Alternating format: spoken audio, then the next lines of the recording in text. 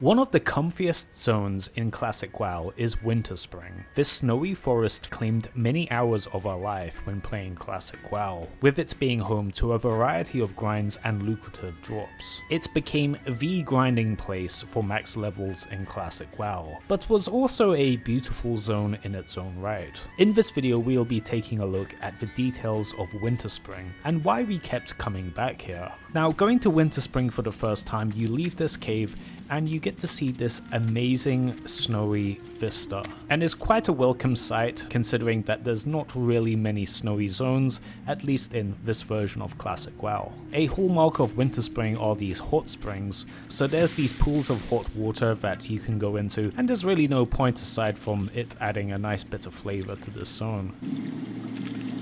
The cool thing is, these hot springs in wintry zones is actually a real thing, and some wildlife likes relaxing in them just the same as we would. So something I never realized up until recently is that you get to see this daylight part of Winterspring, but as you go into Winterspring it turns into like this purple dusk, and the reason for that, I think, is the overcast trees. If you look above you in Winterspring, you get to see this amazing canopy of these giant trees that blocks out a lot of natural sunlight, and it gives this zone a permanent nighttime feel.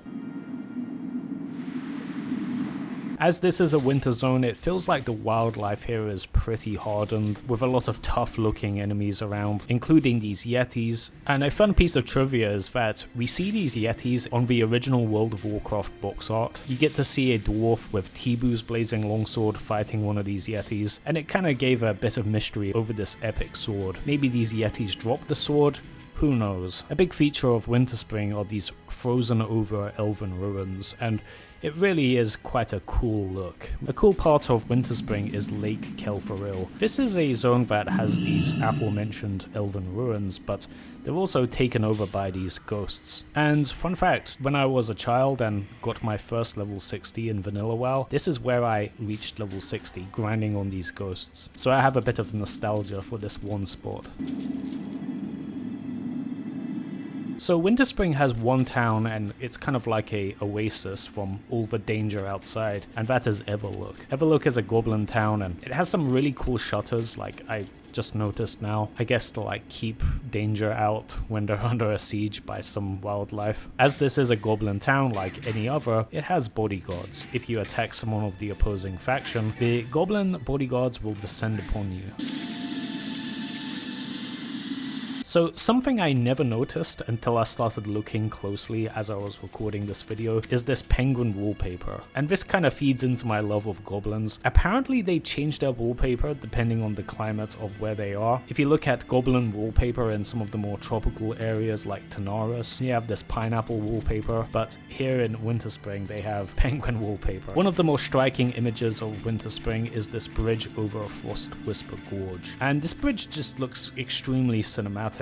And you get to see all of the cool stuff down below, including the elite Frostmaw giants, as well as some mining nodes. Like, you can see some rich thorium vein down here too. But these Frostmaw giants are actually quite fascinating. They dropped an item called Frostmaw Eco, which got traded in for a nice buff that you could use in raids, except it was a raid-wide drop. People would get in raids of up to 40 people to grind this, including some multi-boxes, where they would get like 40 drops of Frostmaw Eco at a time. Traversing this bridge, you go into Dark Whisper Gorge, which is another part of Winterspring that has only elite mobs. However, these are elite demons. People would come here to farm the Eye of Shadow, which had a 1% drop chance from these demons, which sold for quite a lot in the auction house back in the Classic era. But these demons were really hard to kill, so usually it would be like a mage or a warlock or a hunter killing these. Because there's so much stuff for a max level character to do in this zone, there's quite a lot of players in Winterspring. And this place is no stranger to PvP, and it became an absolute hellhole during the infamous Phase 2 of Classic WoW. A very popular spot to farm gold was the Furbolg village. Not only could you kill some of these Furbolgs and you could get some really nice drops, but also to farm reputation. The Timbermaw faction was a infamous grind that people would do if they wanted to get the exalted trinket that would let you summon a Furbolg to heal and do damage for you. However, you would need to kill an absurd amount of these Furbolgs. I think I calculated one time you would need to kill approximately 10,000 of these to get exalted with the Timbermaw hold.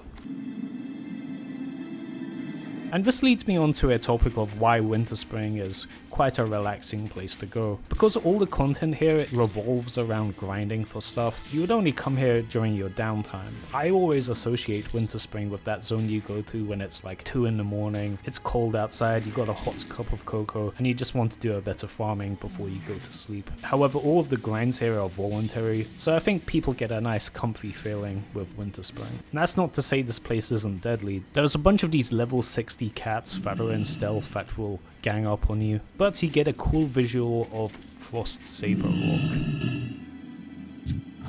And near it is one of the coolest pet models for hunters that are in the game. These Frost Sabers look absolutely amazing, and a lot of hunters would tame this pet just because it looks so damn cool. However, that was quite easy to get as you just need to use tame. What was really hard was getting one as a mount. Now, Alliance could go to the top of this rock and speak to the Winter Saber trainer. The amount of farming to get this mount is just cruel. You basically need to do a kill quest in Winterspring over 800 times. So if you already have an epic mount, people have done some calculations saying that it will take about 4 hours a day, 7 days a week, and if you do that for 120 days, you will get this mount.